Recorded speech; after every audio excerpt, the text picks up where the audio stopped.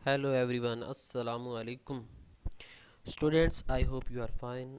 आज हम chapter 6 first year biology का लेक्चर 1 डिस्कस करने लगे हैं। स्टूडेंट्स, चैप्टर का नाम है जी किंगडम प्रोक्रियोटा। इसे आप किंगडम मोनेरा भी कहते हैं। स्टूडेंट्स, प्रोक्रियोट्स क्या होते हैं? प्रोक्रियोट्स ग्रीक वर्ड से ड्राइव किए गए हैं। दो ग्रीक वर्ड होते हैं, प्रो एंड कैरियन।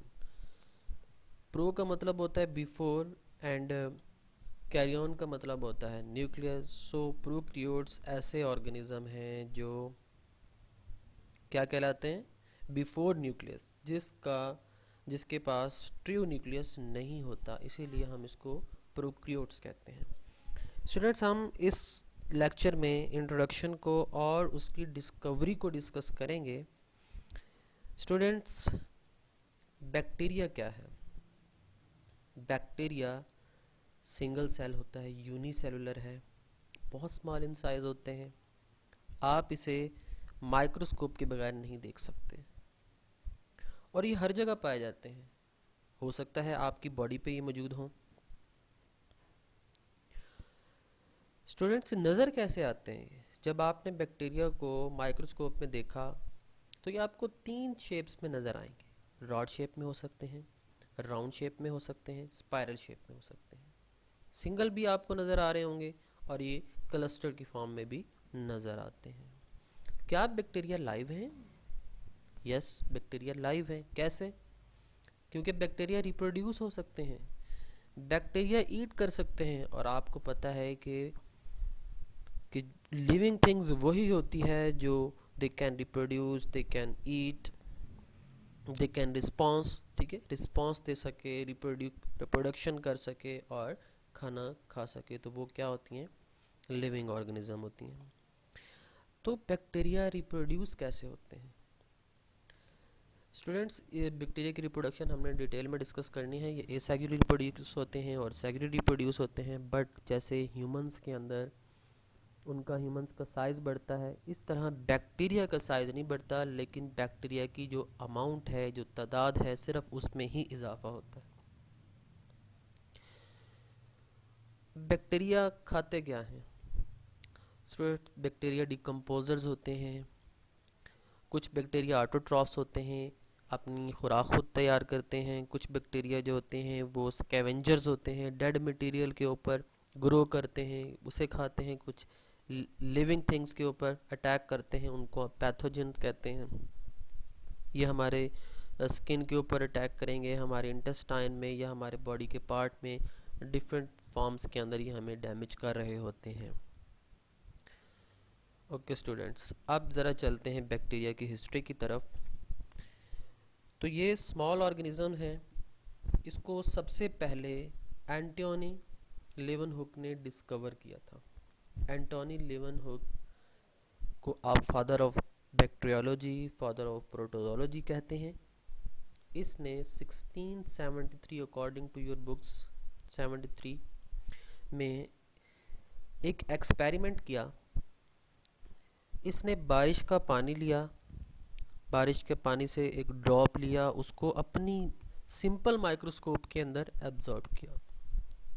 जब इसकी ऑब्जर्वेशन कर रहा था तो उसने देखा कि इसमें कुछ स्मॉल मॉलिक्यूल्स मूव कर रहे हैं, स्मॉल ऑर्गेनिज्म मूव कर रहे हैं। उन ऑर्गेनिजम्स को इसने एनिमल क्यूल्स का नाम दिया, एनिमल क्यूल्स। बाद में फिर इसने प्रोटोजोआ को भी देखा, एक्सपेरिमेंट ये करता रहा। और इसका जो एक्सपेरिमेंट करने का तरीका था वो ये था कि जब ये मॉलिक्यूल को देखता था तो ड्रॉ कर लेता था, फिर लोगों को बताता था कि मैंने पानी में ये चीज़ देखी है, सलाइवा में ये चीज़ देखी है। इस तरह ये उसको डिस्क्राइब करके बताता था। सिरके के अंदर इसने देखा, डिस्क्रिप्शन दी लोगों को। स्टूडेंट, उसके बाद इसने अपना जो काम था वो एक रॉयल सोसाइटी ऑफ लंदन के अंदर जमा करवा दिया था। फिर एक और साइंटिस्ट आए थे, लॉयस पास्चर। इसका बहुत ज़्यादा कंट्रीब्यूशन था। लॉयस पास्चर को फादर ऑफ माइक्रोबायोलॉजी कहते हैं, क्योंकि इसने मेडिसिन में काम किया, इसने केमिस्ट्री की फील्ड में, फिज़िक्स की फील्ड में, बैक्टीरियोलॉजी की फील्ड में, इम्यूनोलॉजी की फील्ड में डिफरेंट तरह से ये काम करता रहा। इसने बताया कि एक जो ऑर्गेनिज़म है वो बीमारी कैसे फैलाता है। इसने बताया कि हम एक ऑर्गेनिज़म्स, ये जो माइक्रो ऑर्गेनिज़म है, फर्मेंटेशन के लिए कैसे यूज़ होता है, और सबसे जो मेन काम था इसका वैक्सीनेशन का था। अच्छा स्टूडेंट्स, लॉइस पास्चर ने एंटी वॉन लीवनहुक के जो डिस्कवरी थी उसको कंफर्म किया। उसने कहा कि वो जो माइक्रो ऑर्गेनिज्म होते हैं जिन्हें एंटी वॉन लीवनहुक ने एनिमलक्यूल्स का नाम दिया है, वो स्मॉल मॉलिक्यूल्स पैथोजिन कहलाते हैं, वो स्मॉल मॉलिक्यूल्स बैक्टीरिया कहलाते हैं, वो स्मॉल मॉलिक्यूल्स प्रोटोजोआ कहलाते हैं। और ये मॉलिक्यूल्स बीमारी भी काज करते हैं। ये मॉलिक्यूल्स फूड को भी ख़राब कर रहे होते हैं। ये मॉलिक्यूल्स फर्मेंटेशन के लिए भी यूज़ होते हैं। और फिर इसने इस वैक्सीन भी दरियाफ्त की। इसने एंथ्रेक्स की और डिफरेंट कॉलरा, रैबिस की वैक्सीनेशन का प्रोसेस भी किया। Third scientist Robert Koch, most important. Robert Koch ने मोस्ट इम्पॉर्टेंट काम किया।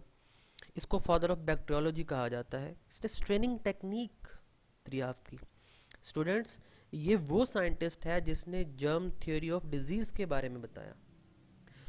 इसने इसके इलाके में एक शीप की डेथ हो गई थी।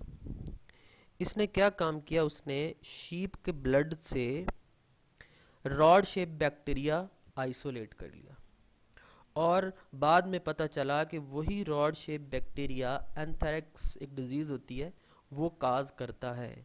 बाद में इसने फिर टीबी की और कॉलरा की भी जो वायरस बैक्टीरिया थे वो डिस्कवर किए। फिर इसने उसके मुताबिक अपने 4 पोस्टुलेट्स बताए, 4 मेन पॉइंट दिए जिसको जर्म थ्योरी ऑफ डिजीज़ कहा जाता है। स्टूडेंट्स, फिर ये जर्म थ्योरी ऑफ डिजीज़, या इसको आप कोच पोस्टुलेट्स भी कहते हैं, मोस्ट इम्पॉर्टेंट। सबसे पहला पॉइंट क्या है?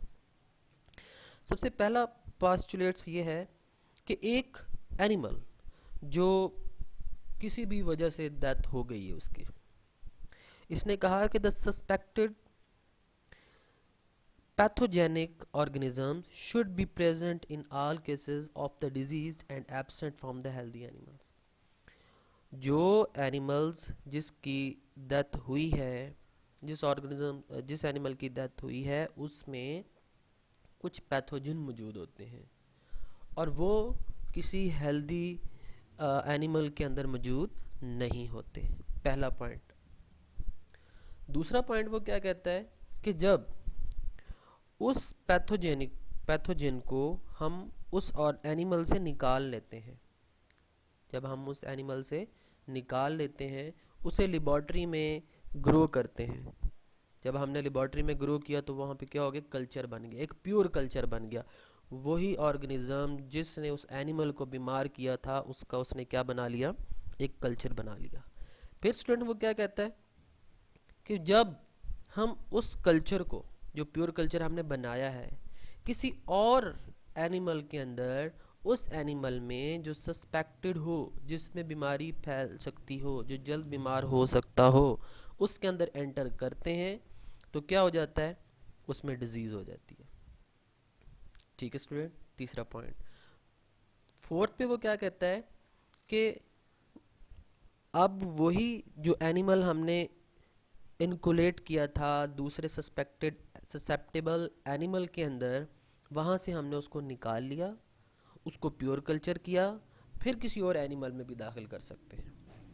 तो स्टूडेंट ये इसके 4 पॉइंट थे, मैं रिपीट कर रहा हूँ। पहला पॉइंट क्या है, a specific organism is associated with a given disease. एक ऑर्गेनिज्म के साथ उसका एक स्पेसिफिक जर्म होता है, स्पेसिफिक जरासीम होता है। एक ऑर्गेनिज्म जो किसी बीमारी की वजह से मरा है, उस बीमारी का उसके पास क्या होता है, जरासीम होता है। सेकंड पॉइंट, वो जरासीम हम वहाँ से अलग करते हैं और उसको अपनी लेबॉर्ट्री में तैयार कर सकते हैं, उसका एक कल्चर बना सकते हैं। तीसरा पॉइंट, उस प्योर कल्चर को हम जब किसी और एनिमल में एंटर करेंगे तो उसको बीमार करने की सलाहियत रखता होगा। ठीक है स्टूडेंट्स। तीसरा चौथा पॉइंट कि उस एनिमल जो एनिमल था उसमें जब हमने एंटर किया उसकी डेथ होगी, अब वहाँ से हम उसको दोबारा से आइसोलेट कर सकते हैं और वो भी प्योर कल्चर बनाने की सलाहियत रखता है। तो स्टूडेंट्स ये इसने 4 पॉइंट बताए थे, अच्छे से याद कर लेने हैं, मोस्ट इम्पॉर्टेंट है। फिर इसने अपने दोस्तों के साथ मिलके एक टेक्निक भी बताई थी कि कैसे हमने अलग करना है, कैसे हमने इसको एंटर करना है, कैसे हमने मीडिया की प्रिपरेशन करनी है, कैसे हमने प्योर कल्चर बनाने हैं, कैसे हमने स्पेसिमन बनाना है। तो ये तमाम चीज़ें स्टूडेंट्स आपकी बुक में गिवन है, एक बार उसकी रीडिंग कर लीजिएगा। अगर कोई क्वेश्चन हो दैन आप पूछ सकते हैं। Thank you so much. अल्लाह हाफिज़।